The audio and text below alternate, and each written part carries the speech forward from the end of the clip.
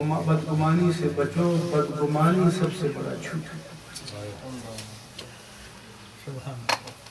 تو اور بلکہ بندے کا جو رب کے ساتھ تعلق ہے وہ بھی حسن ظن پر ہونا چاہیے۔ فرمایا، اللہ فرماتا ہے حدیث قدسی میں کہ انا عند ظن عبدی بی، کہ میرا بندہ میرے بارے میں جیسا گمان کرے گا مجھے ویسا ہی پائے گا۔ اگر وہ سمجھے گا کہ رحیم ہے، غفور ہے، کریم ہے تو ویسا ہی پائے گا، اور اگر سمجھے گا کہ نہیں ہے۔ ایک اور بھی میں عرض کر دوں کہ آج کل وہ قسمیں کھانے کا رواج ہو گیا ہے، تو یہ بھی قسم کھا لیتے ہیں کہ میں شفاعت سے محروم ہو جاؤں، میں کلمے سے محروم ہو جاؤں گا۔ تو اس قسم سے، یہ قسم ہے ہی نہیں، لیکن اس سے حضور نے منع فرمایا۔ فرمایا کہ جو قسم کھائے اگر میں جھوٹا ہوں تو انی بری من الاسلام، میں اسلام سے پھر بری ہوں، اسلام سے فارغ۔ تو فرمایا کہ فَإِن كَانَ صَادِقًا كَاذِبًا، اگر وہ قسم میں جھوٹا ثابت ہوتا ہے فَهُوَ كَمَا قَالَ، تو اسلام سے فارغ۔ وَإِن كَانَ صَادِقًا فَلَن يَرْجَعَ إِلَى الْإِسْلَامِ سَالِمًا، اگر سچا بھی ثابت ہوتا ہے تو اسلام کی طرف سالم پلٹ کر نہیں آئے گا۔ تو کیسے لوگوں کی زبان پر یہ کلمات ہے؟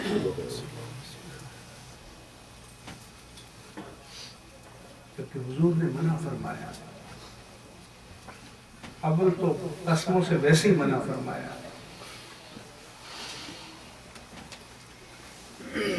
قسم تو عدالت میں اس کی ضرورت پڑتی ہے کہ مدعی کسی پر دعویٰ کرے اور مدعی کے پاس گواہ نہ ہو تو مدعا علیہ کو قسم دی جاتی ہے۔ باقی تو بندے کی زبان پر اعتماد ہے تو ٹھیک ہے، نہیں ہے تو 10 قسمیں بھی ہم کھا لیں تو کیا ہو جائے۔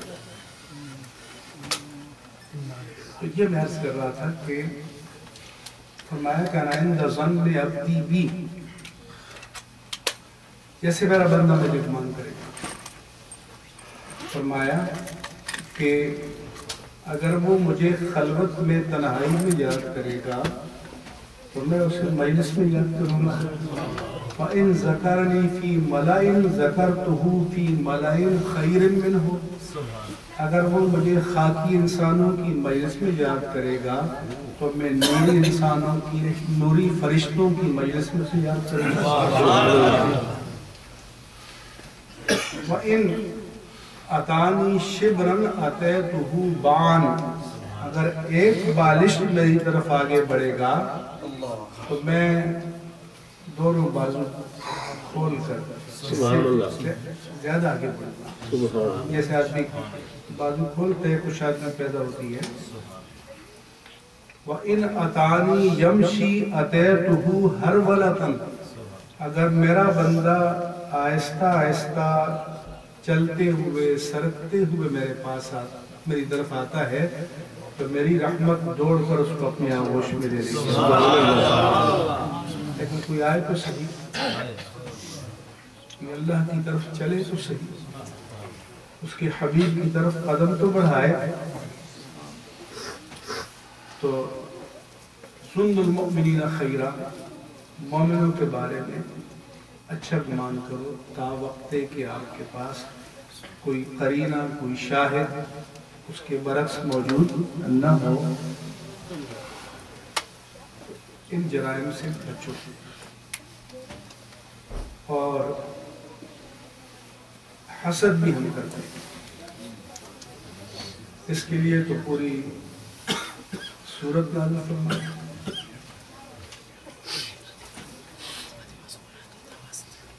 سورۃ الفلق میں وَمِن شَرِّ حَاسِدٍ إِذَا حَسَدَ، حسد کسے کہتے ہیں؟ حسد کہتے ہیں کسی کو نعمت میں پھلتا پھولتا دیکھیں، چاہے وہ حسن و جمال کی نعمت ہو، مال و منال کی نعمت ہو، دولت کی نعمت ہو، اولاد کی نعمت ہو، کسی اور اللہ تعالیٰ کے انعامات کی نعمت ہو، تو یہ تمنا کرے کہ اس سے یہ چھن جائے اور مجھے مل جائے۔ یہ حسد ہے۔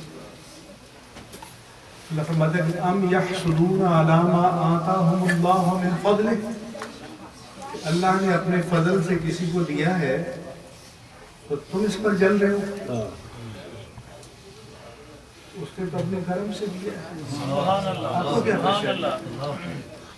وَلَا تَتَمَنُّوا بِمَا فَضَّلَ اللَّهُ بَعْضَكُمْ عَلَىٰ بَعْضٍ، اور بعض کو بعض پر جو فضیلت دی ہے اس فضیلت سے چھن جانے کی تمنا نہ کرو۔ اچھا، یہ تمنا کون کرتا ہے؟ جس کا یہ عقیدہ ہو کہ اللہ کے بعد بس یہی تھا جو ان کو دے دیا، خزانہ خالی ہو گیا، وہی کرے گا۔ اور جس کو کا یہ ایمان ہو کہ جتنا اس کو دیا ہے اس کو اربوں خربوں سے ضرب دے کر اللہ تعالیٰ کائنات کے ہر ذرے کو دے دے، تب بھی اس کے خزانے میں کوئی کمی نہیں ہے، تو پھر اس سے کیوں نہیں مانگتے کہ یا اللہ جس طرح تو نے اس پر کرم کیا مجھ پر بھی سبحان اللہ، سبحان اللہ۔ اور یہ بھی یاد رکھنا کہ کسی کے پاس کوئی نعمت ہو، نعمت مال ہو، نعمت دولت ہو یا نعمت اقتدار ہو، تو یہ مت سمجھ لینا کہ یہ نعمت ہمیشہ انعام کے طور پر ہوتی ہے، کبھی بطور انعام ہوتی ہے، کبھی بطور امتحان ہوتی ہے۔ میں اپنے حکمرانوں سے کبھی ہماری میٹنگ ہوتی ہے کہ موجودہ پرائم منسٹر، چیف منسٹر سے بھی، تو میں نے کہا کہ ہم تو گناہگار ہیں اور ہمیں اپنے گناہوں کا ہمیشہ احساس رہتا ہے، لیکن میں نے کہا آپ پر مجھے ترس آتا ہے۔ بھی راجہ پرویز سے بھی ایک میٹنگ ہوئی کہ حضور نے فرمایا کہ مقتول مظلوم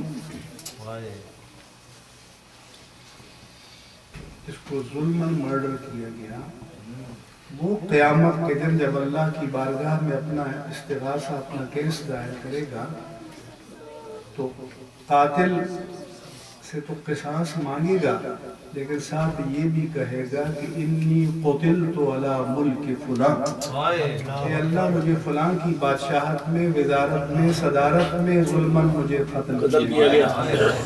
میں نے کہا آپ کو تو ہر ایک کی قتل کا حساب دے رہا ہوں۔ تو ایک تو یہ کہ نفس جب تک ہمارا میل سے پاک نہیں ہوگا تو نفس جمے گا نہیں۔ آپ کو پتہ ہے بورڈ پہ جب لکھتے ہیں تو پہلے کو مٹاتے ہیں، آپ کوئی کلر کرنا چاہتے ہیں تو پہلے اسکریچ کرتے ہیں، اگر اسکریچ کیے بغیر آپ ناروں کا کلر چڑھاتے ہیں تو پوپڑی بن کر اتر جاتا ہے، تو پہلے اسکریچ کرو، پہلے نفس کے آئینے پر جو میل اور دھبے ہیں ان کو صاف کرو، تو تب کوئی نقش جمے گا، ورنہ جو بھی نقش ہوگا وہ ناپائیدار ہوگا۔ اور یہ اسکریچز کیسے اڑتے ہیں؟ جیسے آپ کے کپڑے پر داغ لگ جائے تو آپ ڈرائی کلین میں دیتے ہو، تو ہمارے قلب پر، ذہن پر، نفس پر جو معصیتوں کے داغ ہیں ان کو بھی توبہ کی ڈرائی کلین میں دیتا ہوں۔ سبحان اللہ، دو گے اس ڈرائی کلیننگ سسٹم میں تو ہر پاؤڈر والا کہتا ہے کہ اس کے داغ رہ گئے میرا اچھا ہے، لیکن یہ جو توبہ کی ڈرائی کلیننگ ہے اس میں اللہ کے رسول کا وعدہ ہے کہ التائب من الذنب کمن لا ذنب لہ، کہ گناہوں سے سچی توبہ کرنے والا ایسا ہے جیسے گناہ کیا ہے،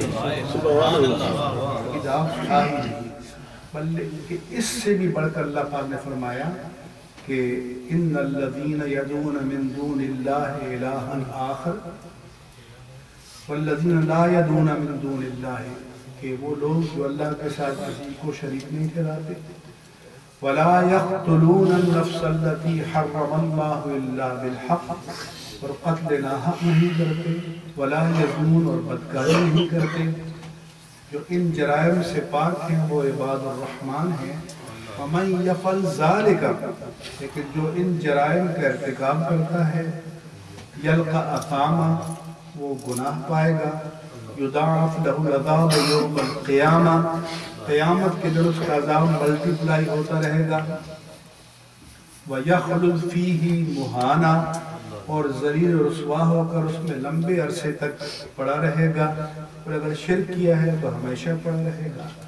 إِلَّا مَنْ تَابَ، مگر جو توبہ کر لے اور ایمان لے آئے، وَعَمِلَ عَمَلًا صَالِحًا، پھر اس ایمان اور توبہ کے تقاضوں پر کاربند رہے، تو گناہوں کی معافی تو میرا رب فرماتے ہیں کہ معمولی بات ہے۔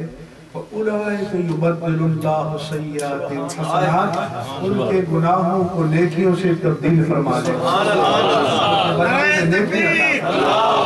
نعرہ رسالت، نعرہ حیدری، لیکن ہم اس کا رجوع تو کریں۔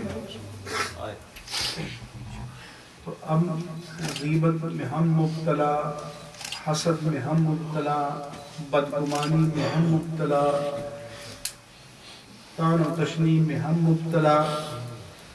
تو ان سے اگر کوئی آپ کے بینک اکاؤنٹ میں اضافہ ہوتا رہتا ہو تو کوئی بندہ کہ چلو ہوتا ہے، البتہ گناہوں کے اکاؤنٹ میں اضافہ ہوتا ہے۔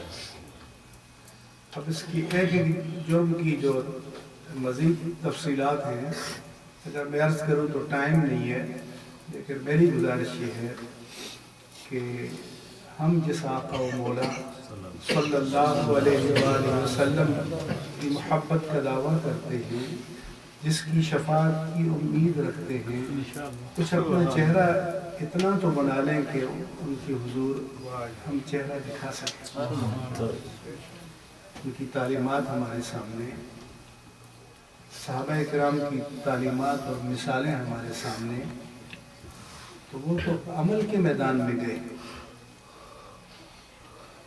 اور میدان عمل میں انقلاب برپا کیا اور تبدیلی پیدا کی، انسانیت کا سارا منظر بدل کر رکھ دیا، اور آج ہم دنیا میں سب سے ناقابل اعتبار۔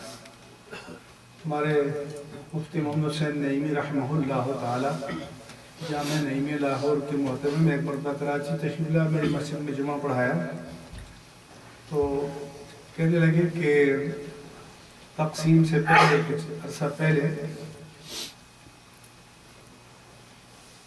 جب کوئی مسلمان جھوٹ بولتا تو ہندو بھی کہتا ہے کہ میاں جی آپ، یعنی ہندو بھی سمجھتا تھا کہ نبی کا کلمہ پڑھنے والا جھوٹا نہیں ہو سکتا، سبحان اللہ۔ اس کا یہ خیال تھا کہ ہم جھوٹ بولیں تو ہمارا تو شعار ہے، لیکن یہ پاکیزہ لوگ جھوٹ بولیں، اور آج اس دنیا میں کسی کو ہم پر اعتبار ہے؟ ہمیں ایک دوسرے پر اعتبار ہے؟ اور ہماری بے اعتباری کا عالم یہ ہے کہ میں اپنے دوستوں سے کہا کرتا ہوں کہ ہم جب مارکیٹ میں جائیں اور کوئی کہے کہ یہ گھڑی، یہ فریج، یہ مشین میڈ ان پاکستان ہے، یہ 1000 کی ہے، یہ made in America, made in Germany, Japan, بلا یہ 10,000 کی ہے، تو اگر کسی کی جیب میں پیسے ہیں تو 10,000 والی لے گا۔ کیوں؟ وہ سمجھتا ہے کہ میرے بھائی نے جو 1000 کی بنائی ہے وہ 1000 کا کام بھی نہیں کرے گی، لیکن میرے دشمن نے جو 10,000 کی بنائی ہے وہ 10,000 کا کام کرے گی۔ تو ہمیں پھر اپنی صداقت پر یقین ہے، دشمنوں پر یقین ہے۔ میں چند دن پہلے آرٹیکل پڑھ رہا تھا کہ جاپان کے بارے میں کہ 70% تو اسلام ان میں ہے، بس 30% یہ ہے کہ کلمہ پڑھ جائیں۔ ان کے بقول جو اخلاقیات ہیں، برتاؤ ہیں، معاملات ہیں، قول کا اعتبار، قرار کا اعتبار، ہم انسانیت کے لیے باعث رحمت ہیں، یہ باعث رحمت، اس اعتبار سے دیکھیں وہ 70% وہ ہے ان کے پاس، لیکن بس کلمے کی کمی ہے۔ بعض لوگ مغرب کے بارے میں بھی کہتے ہیں، بس ہم نے کلمے کو ہی بس پکڑ رکھا ہے، کلمے کے تقاضے جو ہیں ان سے ہم فارغ ہیں۔ تو کاش کہ ہم اس کلمہ پڑھنے سے، کلمہ تو پاسپورٹ ہے، جب آدمی کوئی پاسپورٹ اور ویزا لے کر کسی ملک میں داخل ہوتا ہے، ویزا لیتا ہے، تو اس کے قوانین آپ پر لاگو ہوتے ہیں جی۔ تو ہم جب کلمہ پڑھ کر اور جنت کا ویزا لے کر ادھر داخل ہوتے ہیں تو وہ قانون ہم پر لاگو نہیں ہوتے، اس کا کوئی میرٹ نہیں ہے، اس کا کوئی اصول نہیں ہے۔ اس لیے کہا کہ چمی گویم مسلمانم بلرزم کہ دانم مشکلات لا الارا، کہ کسی نے کہا کہ جب میں یہ دعویٰ کرتا ہوں کہ مسلمان ہوں تو کانپ اٹھتا ہوں، کیونکہ کلمہ طیبہ کے جو حقوق ہیں، ذمہ داریاں ہیں، ان سے میں آگاہ ہوں، تو ہم اس سے آگاہ نہیں ہیں۔ کاش کہ ہم اس سے آگاہ ہو جائیں، کاش کہ ہم انسانیت کے سامنے ایک ماڈل بن جائیں۔ تو اچھا ہمارا کام یہ ہے، میں دوستوں سے کہا کرتا ہوں کہ ادھر سے آتے ہیں تو جو وہاں کی خرابیاں وہ بھی سوٹ کیس میں بند کر کے یہاں لے آتے ہیں، جتنی پارٹیاں وہاں اتنی پارٹیاں یہاں، جتنے گروپ وہاں اتنے گروپ یہاں۔ یہ نہیں کہ یہاں اس کفر کے ملک میں ہم آپس میں ایک کلیکٹیو سسٹم کریں کہ ہمارا مشن ہے وہ، ہمارے اہداف اور ٹارگیٹ ایک ہو، ہماری منزل ایک ہو، ہم کو ڈیلیور کر سکیں۔ یہاں سے وہاں جاتے ہیں تو یہاں کی خرابیاں لے کے جاتے ہیں، اچھائی ہمارے ساتھ گزارا ہی نہیں کر سکتی کیا؟ تو اس ماہ مقدس معظم متبرک میں جب ہم سرکار کے نام سے مجالس قائم کرتے ہیں تو کبھی کبھی چشم تصور میں یہ بھی سوچا کریں کہ اس سرکار کے حضور پیش بھی تو ہونا ہے۔ احسب الناس ان یترکوا ان یقولوا آمنا وهم لا یفتنون، اللہ فرماتا ہے کہ کیا لوگوں نے یہ سمجھ رکھا ہے کہ بس دعویٰ ایمان کر دیا تو بڑا پار، کوئی they will not be justified، they will be justified، ان کا ٹیسٹ بھی ہوگا، ان کا امتحان بھی ہوگا، ان کی آزمائش بھی ہوگی، پاس فیل بھی ہوگا، ایسا نہیں ہے۔ تو اور پھر اپنے اعمال، اپنی اولاد کی اصلاح کریں۔ اولاد کو نماز پڑھنے کا تب آپ کہہ سکیں گے جب آپ پڑھیں گے۔ اگر آپ خود نہ پڑھیں اور آپ کہیں کہ بیٹا نماز پڑھو یا بیٹی نماز پڑھو تو وہ یہ سمجھیں گے کہ اگر یہ نماز پڑھنا اچھا کام ہو تو ہمارے ابا جان نہ کریں، ماں باپ نہ کریں۔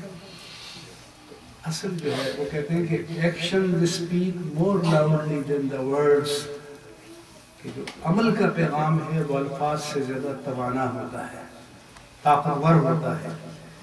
کاش کہ ہم عملی مومن اور مسلمان بن جائیں، اپنے لیے، اپنے گھر بار کے لیے، اپنی سوسائٹی کے لیے، ایک دوسرے کے لیے، انسانیت کے لیے، کہ انسانیت ہمارے قرب میں امان پر بہت وقت ہو گیا، ہمارے لیے